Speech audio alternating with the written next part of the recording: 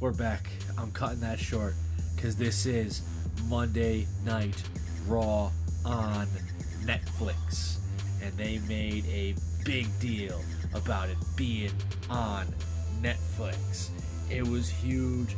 There was stars all over the building. There was Tiffany Haddish. There was Stephen Amell. There was Wale. There was O'Shea Jackson. There was also legends and superstars all around the ring. X-Pac, Nikki Bella, Braun Breaker, Io Sky, and more all around the ring during the entire night of the show. We also had, which was a shock to me, the referees had new uniforms. There was a different ring mat. There was logos all over the canvas. There was new microphones. There was new announce tables. There was a new stage. There was new everything for Raw on Netflix. And the PG era ain't a thing on Netflix. They had chants where they didn't bleep anything out. No one got bleeped. We're on Netflix. It's a new era. They kept saying it the entire episode. New era, new era, new era, new era of Monday Night Raw on Netflix. And we kicked off the show with Triple H in the middle of the ring after a video package. And he said, what do you think he said? He sat there and he said, "Are you ready?" And everyone went crazy. And everyone went crazy because then The Rock came out.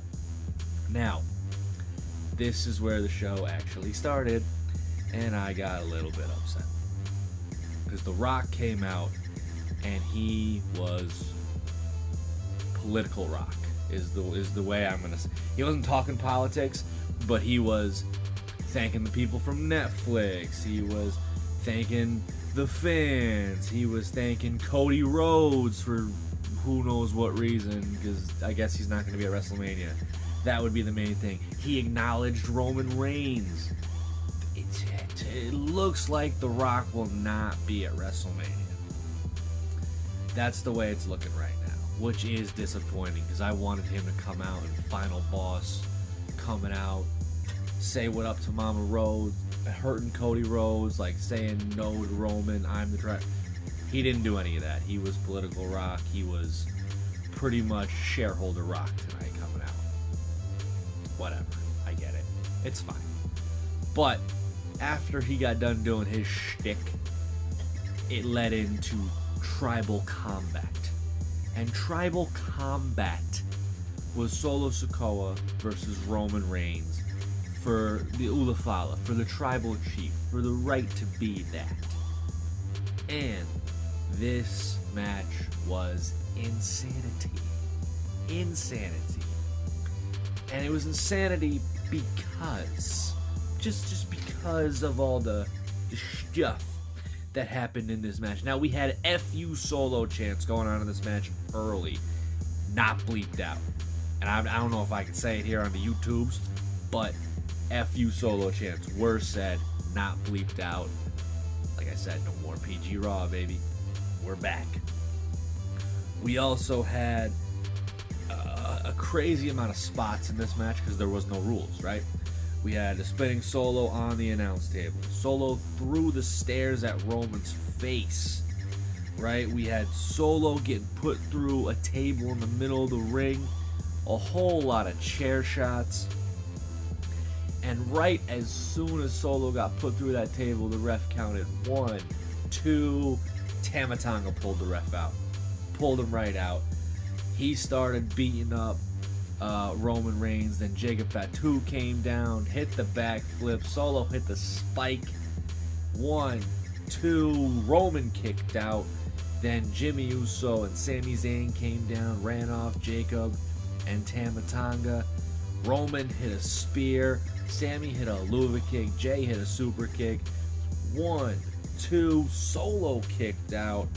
Sammy, Jimmy, Fatu, and Tama Tonga all got and went right back into the backstage area. So it was just Roman and Solo standing in the ring. And then Kevin Owens comes out, hits Reigns with a stunner. Solo pins Reigns. 1, 2, Reigns kicks out. Cody Rhodes comes down, runs off Kevin Owens. This distracts everybody. Reigns hits 2 spears on Solo. 1, 2, 3. The OTC is your tribal chief. It is official. The Rock even came down to put the Ulafala on Roman Reigns, acknowledging him as the tribal chief. Roman Reigns will be back January 27th on Monday Night Raw.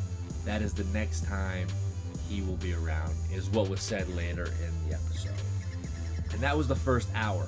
All of that was just the first hour of this episode of Monday Night Raw.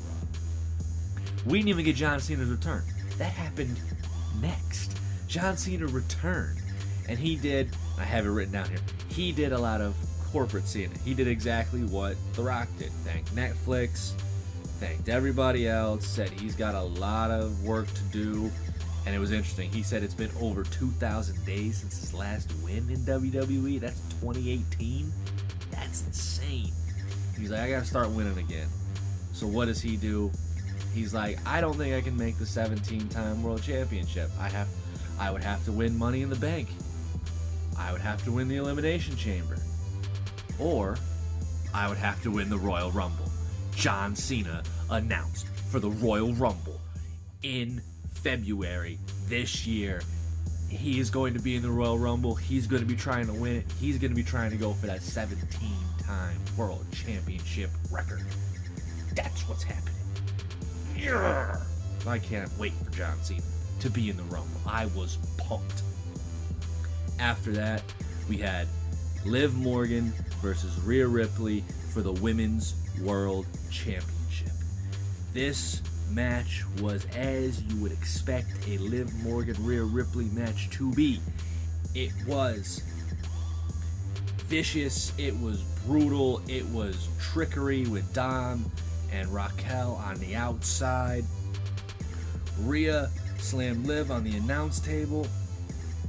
Liv kicked out of the Riptide. Rhea kicked out of the Oblivion on a chair. Both kicked out at 2. Whole lot of near falls in this match. Rhea had to hit 2 Riptides in the end for her to become the new Women's World Heavyweight Champion. Rhea is your new champ. I believe that makes her 2 or 3-time champ. I think it's 2-time champ with this belt. And after the match, out of nowhere, it was crazy. Rhea's walking back up the ramp, and Taker comes out. Undertaker returns out of nowhere. Out of nowhere. Returns on the bike, rides down around the ring, comes back up, poses with Rhea with the fists in the air, and the back's turned to everybody, just like Undertaker does, and then rides off. It was so weird to see Undertaker come back just for a pose real quick, and then that was it. I was like, alright, whatever, I got to see Undertaker. It was cool. It was fine. After that, we had Jey Uso versus Drew McIntyre. Now, I think the most memorable thing about this was Travis Scott came down with Jey Uso, and Travis Scott had a J in his hand lit. He was smoking on Monday Night Raw, walking down to the ring. It was insane. I was so happy to see it. And like I said, no more PG era of Monday Night Raw. We are here smoking reefer on the TV. It is fantastic times in the WWE. And even during the match, this match was a Jey Uso versus Drew McIntyre. It was fantastic. Jey kicked out of the Claymore. Drew set up for another one. Jey reversed it with a roll-up 1, 2, 3. Jey Uso pins Drew McIntyre in this match. This will continue Drew hunting the original bloodline. This storyline will continue. But Jey got the win on this night. He ended up pinning McIntyre. And what happened after this, to me, was hilarious. Hulk Hogan came out. Hogan came out, and he got booed. So hard he got booed.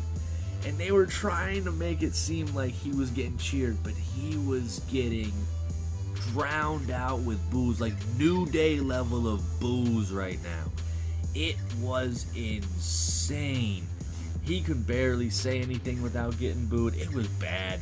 I think they might have cut him short and just brought him back early, because I think he even realized it was really bad that he was getting booed like that, right? But for your main event, we had CM Punk versus Seth Rollins, and this was my match of the night right here, instead of the Roman Reigns Solo Sikoa match, just because there was so much interference with that match. CM Punk versus Seth Rollins, there was no interference. They hate each other. They came out swinging. There was no lockup. It was straight fists. And it kept going. They were fighting in the crowd.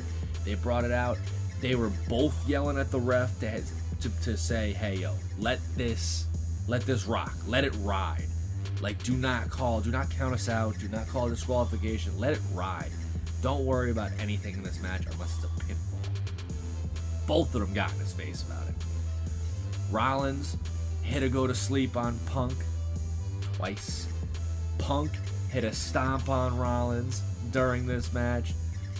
Rollins threw Punk over the announce table. Rollins hit Punk with a pedigree on the announce table and then one in the ring for Punk to kick out at 2.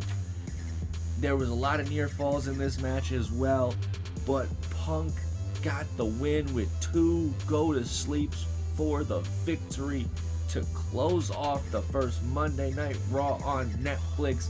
CM Punk stood tall in the middle of that ring. This match was the right call to end the show, I believe, because this match was a blood feud. Even though the Roman Reigns Sikoa match was also a blood, this was the right one. I think this was the right one. You kick off Raw with the craziness, and you end Raw with this match. It was the way to go. I think it was the right move. But that was Monday Night Raw in a nutshell, kind of. Real quick. I mean, I guess a little bit. But thank y'all for watching. Please give me a like, give me a comment, give me a subscribe. I appreciate y'all. Yeet.